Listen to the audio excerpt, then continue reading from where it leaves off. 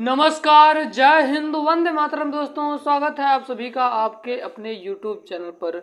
मेरे प्यारे प्यारे विद्यार्थी, रीजनिंग की क्लास आज से शुरू हो गई और आज ये पार्ट 1 वीडियो है, प्रैक्टिस सेट। दोस्तों, आज की वीडियो में हम 10 प्रश्नों को देखने वाले हैं। आप किसी भी भर्ती परीक्षाओं की तैयारी कर रहे हैं तो ये वीडियो आपके लिए है। दोस्तों, इसमें बताए गए सारे प्रश्न बहुत ही ज़्यादा महत्वपूर्ण हैं और आपको तुरंत हम एक चुटकियों में हल करना सिखा देंगे। तो चलिए दोस्तों, वीडियो को शुरू करते हैं और आप लोग कमेंट में बताइएगा कि आप लोगों को कितने का जवाब पता था। मेरे प्यारे प्यारे विद्यार्थी, पहला प्रश्न है कि नीचे दिए गए प्रश्न से संबंधित संख्या को चुनिए। अब बड़े ध्यान से देखिएगा, 56 से 60 है तो 75 से क्या होगा, ये वही अंक पूछ रहा है। तो चलिए हम लोग लागू करते हैं पहला नियम। तो जब 56 में जब 4 जोड़ेंगे तो कितना आ जाएगा, 60 आता है। तो 75 में जब हम 4 जोड़ेंगे तो कितना आएगा, 89। क्या इस ऑप्शन में दिए गए? नहीं। तो ये मेरा अप्लाई यानी कि ये मेरा नियम गलत हो जाता है। अब मैं चलता हूँ अपने सेकंड, अपना दिमाग लगाता हूँ। दोस्तों, आप लोग एक चीज़ देखिएगा, जब हम 5 और 6 का गुणा करते हैं, 5 छंग कितना होता है, 30, और 30 का गुणा जब 2 से करते हैं तो कितना हो जाता है, 60। तो ये अप्लाई करने पर ये आ जा रहा है। तो 75 को देखते हैं भैया। तो 7 पचे 35, कितना, 35। 35 इंटू 2 बराबर 70 हो जाएगा। क्या इस ऑप्शन में 70 है क्या? तो 70 है ना, तो बिल्कुल सही हो जाएगा। अगर नहीं समझ में आया तो फिर से आप सभी को बता दे रहा हूँ कि इन दोनों का गुणा करने का पड़ेगा। 5 का 6 का आपस में गुणा करेंगे 30 आएगा। उसके बाद हम 2 से उसको गुणा करेंगे तो 60 आ जाएगा। और बिल्कुल उसी प्रकार से 7 का गुणा 5 का करेंगे तो 35 होगा, और 35 का गुणा 2 से कर देंगे तो 70 आपका करेक्ट आंसर हो जाएगा, ऑप्शन नंबर सी वाला। दोस्तों देखिए, इसमें हमको लुप्त संख्या ज्ञात करना है। लुप्त संख्या ज्ञात करने के लिए सबसे पहले चलिए हम लोग ध्यान से इसको देखते हैं। 3 और 5 और 8 मिलाने पर 23 हो रहा है। चलिए हम लोग देख लेते हैं क्या इसको कैसे 23 हो रहा है। 3 और 5 को जब मिलाएंगे तो 8 होगा मेरे प्यारे विद्यार्थी, और 8 को मिलाएंगे तो 16 होगा। और 16 में कितना जोड़ते हैं, 16 7 कितना हो जाता है, 23 हो जाता है। तो चलिए हम सेकंड वालों को चेक करते हैं। 7 6 13, 13 7 कितना होगा, 7 6 13 7, 7 6 13, 13 8 कितना होगा मेरे प्यारे विद्यार्थी। तो आप सभी को पता है कि जब हम 13 और 8 को जोड़ देंगे तो दोस्तों 21 हो जाएगा। और जब हम 21 को 7 में जोड़ेंगे तो 28 होगा। यानी कि ये मेरा नियम अप्लाई नहीं करना है, वहाँ पर आपको कुछ नहीं करना है, आपको सोचना है बस। बिल्कुल जैसे बता रहे हैं, मैं प्रैक्टिस सेट कंटिन्यू करवाऊंगा और आपको रीजनिंग की समस्या दूर कर दूंगा। तो देखिए आपको करना क्या है इसमें। आपको दोस्तों करना यह है कि 3 पचे कितना होता है, 15। 3 पचे 15, 15 में 8 जोड़ेंगे तो कितना हो जाएगा, तो 15 में 8 जोड़ेंगे तो 23 हो जाएगा। चलिए हम इस पे अप्लाई करते हैं। 7 छंग 7 और 6 का जब गुणा करेंगे तो 7 छंग 42 प्लस 8, 42 8 50 होगा। बिल्कुल सही दोस्तों, इसी प्रकार से ये प्रश्न हल होगा।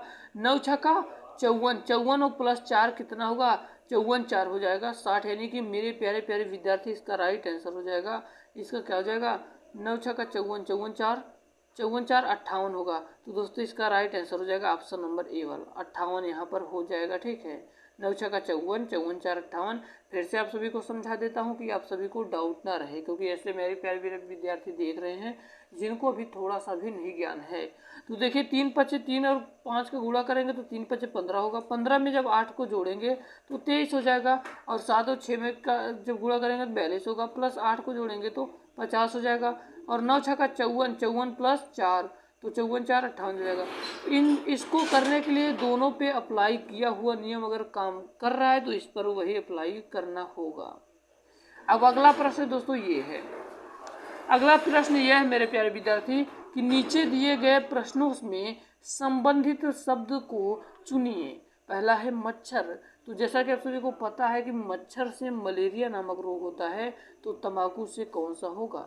तो जैसा कि आप सभी लोग देखे होंगे, तंबाकू का जो डिब्बा होता है मेरे प्यारे प्यारे विद्यार्थी देखे होंगे, वहाँ पर क्या बना होता है, ऐसे क्या फटा हुआ मुंह बना होता है। तो जैसा कि आप सभी को पता है कि जब मच्छर से मलेरिया होता है तो तंबाकू से क्या होगा, तंबाकू से होगा कैंसर। यानी कि करेक्ट आंसर हो जाएगा ऑप्शन नंबर डी वाला।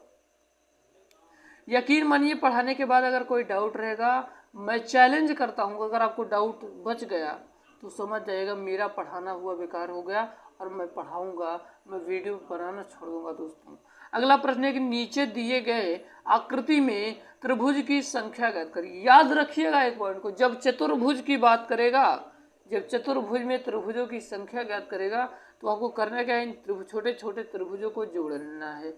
एक त्रिभुज, दो त्रिभुज, तीन त्रिभुज, चार त्रिभुज, पांच त्रिभुज, छह त्रिभुज, सात त्रिभुज, आठ त्रिभुज, और इसका क्या करना है, जस्ट डबल कर देना है, यानी 8 दूनी 16 त्रिभुज होंगे। यानी कि राइट आंसर हो जाएगा ऑप्शन नंबर डी वाला।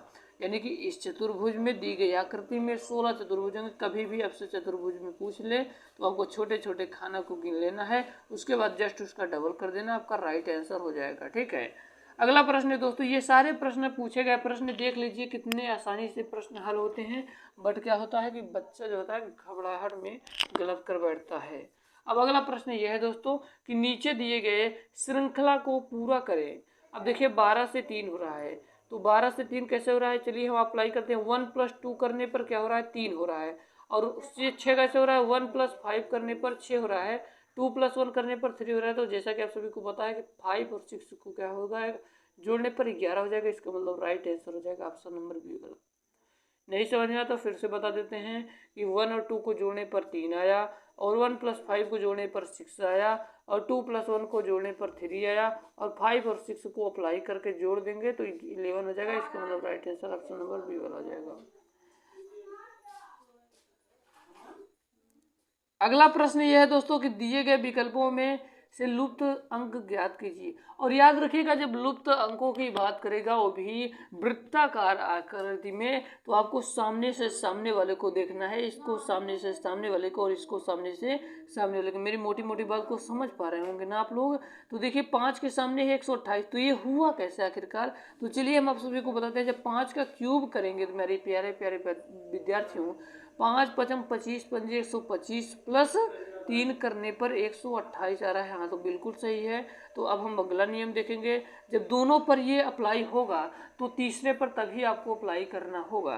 तो चलिए देखते हैं, 3 × 3 = 9 × 27 प्लस 3 करने पर क्या हो जाएगा, 30 हो रहा है। तो क्या 30 है क्या, हाँ है। तो हाँ सर तो है, तो दोनों में तो अप्लाई हो रहा है। पर अब हम इसको कर सकते हैं, बिल्कुल आप कर सकते हैं दोस्तों।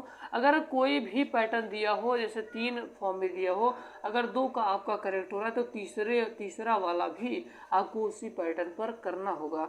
6 का करिए, 6 × 6 = 36, 6 का 216 प्लस 3 बराबर 219। इसका मतलब करेक्ट आंसर हो जाएगा ऑप्शन नंबर बी वाला। चलिए हम लोग चलते हैं 7 नंबर के प्रश्न की ओर। तो दोस्तों आप सभी को बता दूं, हम प्रैक्टिस में हर एक टाइप के प्रश्न को देखते हैं जो इम्पोर्टेंट रहता है। तो आप लोग पहली बात तो याद कर लीजिए, ए से लेकर जेड तक के आपको अंकों को याद कर लेना, उनकी गिनती जो होती है गणना, तो उसको आपको याद कर लेना होगा। देखिए इस प्रश्न को कैसे बनाया जाएगा। ए से जेड, यहाँ से समझ में आ रहा है कि ये ए का जस्ट विपरीत जेड होता है, और यम का क्या होता है, यम का यन जस्ट विपरीत होता है। आप लोग चेक कर लीजिएगा, जोड़ने पर 27 आता है। आप लोग चेक कर सकते हैं मेरे प्यारे विद्यार्थी। और बी और वाई को जोड़ने पर 27 आएगा, तो समझिए बिल्कुल विपरीत और दोस्तों बिल्कुल करेक्ट हो रहा है। तो यन का विपरीत क्या होगा, यहाँ पर क्या होगा, उसके बाद के विपरीत क्या होगा, चलिए हम लोग बताते हैं, हम आप सभी को बताते हैं। ये जस्ट अपोजिट है, तो यन के स्थान पर क्या होगा, तो याद रखिएगा यन के स्थान पर यम हो जाएगा। जब यन और यम के अंक को जोड़ा जाएगा तो 27 होगा। और के स्थान पर क्या हो जाएगा, के स्थान पर पी हो जाएगा, यल के स्थान पर हो जाएगा। तो यम पी ओ इसका राइट आंसर यानी कि ऑप्शन नंबर ए वाला। अब 8 नंबर का प्रश्न ये कह रहा है कि वह आरेख, ये कौन सा किस प्रश्न का है, तो वेन डायग्राम का है मेरे प्यारे विद्यार्थी, वेन डायग्राम का प्रश्न है। वह आरेख चुनिए जो दिए गए वर्गों के बीच के संबंध का सही निरूपण करता है। शर्ट लाल हरा, तो याद रखिएगा एक पहला बना लीजिए शर्ट भैया, उसके बाद क्या करना है, शर्ट के इधर इस साइड बनाना है आपको लाल, चाहे जिस साइड बनाइए, और एक बनाइए हरा। यार भैया समझिए आप लोग, ये जो शर्ट है, शर्ट में कुछ शर्ट तो लाल है और कुछ शर्ट तो हरा होगा, यानी कि यही ऑप्शन आपका सही हो जाएगा। और आप लोग कुछ बच्चे ये सोचते हैं कि हम शर्ट को ऐसे रखें, उसके बाद लाल को ऐसे रख दें, हरा को ऐसा, तो आपको गलत हो जाएगा, क्योंकि आप लोग समझ नहीं, गलती कर बैठते हैं कि शर्ट के अंदर तो आपने रख दिया, शर्ट के अंदर तो आपने अप्लाई कर दिया, परंतु लाल को और हरे को दोनों के एक साथ रखना क्या इसमें बॉक्स में सही बात है? गलत है ना, कि शर्ट तो है परंतु दोस्तों कलर अलग अलग है। तो ये शर्ट है, इसका आधा कुछ कलर क्या है, हरा है, कुछ कलर लाल है। इसका मतलब राइट आंसर हो जाएगा ऑप्शन नंबर डी वाला। उम्मीद करता हूँ बताए जा रहे सारे प्रश्नों के लिए मैं पूरी मेहनत से दोस्तों आप लोगों के लिए वीडियो ऐसे ही प्रोवाइड करता रहूँगा। चलिए इसके पहले वाले का आंसर बता देता हूँ, ऑप्शन नंबर डी वाला सही हो जाएगा। इसका मतलब देखिए फिर से समझा दे रहा हूँ, ये क्या है, ये है शर्ट, कुछ शर्ट लाल है तो कुछ शर्ट हरा है। इसका मतलब correct answer option number D वाला। अगला प्रश्न ये है भैया, कह रहा है कि नीचे दिए गए प्रश्न में विषम शब्द को चुनिए। बड़े ध्यान से सुनिएगा और प्रश्नों को देखना है, ये नहीं कि तुक्का लगा के चले यार रीजनिंग को 25 में 25, 50 में 50 फोड़ कराइएगा। देखिए बाघ क्या होता है, और बाघ कर बात कर रहा है, हिरण की बात कर रहा है, तो तेंदुआ की और लोमड़ी को। तो आपको अंतर बस ढूंढने का दिमाग लगाना है। तो देखिए बाघ क्या होता है, मांसाहारी होता है ना, और हिरण क्या होता है, शाकाहारी होता है। तेंदुआ भी मांसाहारी और लोमड़ी भी मांसाहारी होती है मेरे प्यारे विद्यार्थी। इसमें डिफरेंट ये है कि डिफरेंट एक बंदा इसमें से शाकाहारी है, वही आपका राइट आंसर हो जाएगा ऑप्शन नंबर बी वाला। ठीक है ना। तो चलिए हम लोग चलते हैं अपने 10 नंबर के प्रश्न की ओर। 10 नंबर का प्रश्न आपको कमेंट बॉक्स में कमेंट करके बताना होगा। आपको बता देता हूँ, 8 का स्क्वायर जब 64 होगा तो 6 का स्क्वायर क्या होगा, जल्दी से कमेंट बॉक्स में इसका आंसर बताइए। मैं उम्मीद करता हूँ ये छोटी सी वीडियो ये आप सभी के पसंद आए हो। अगर पसंद आए हो दोस्तों तो वीडियो को लाइक जरूर करिएगा, और चैनल पे नया हो तो चैनल को सब्सक्राइब करिएगा। मिलते हैं किसी नए वीडियो में, तब तक के लिए जय हिंद, वंदे मातरम, मेरा भारत महान।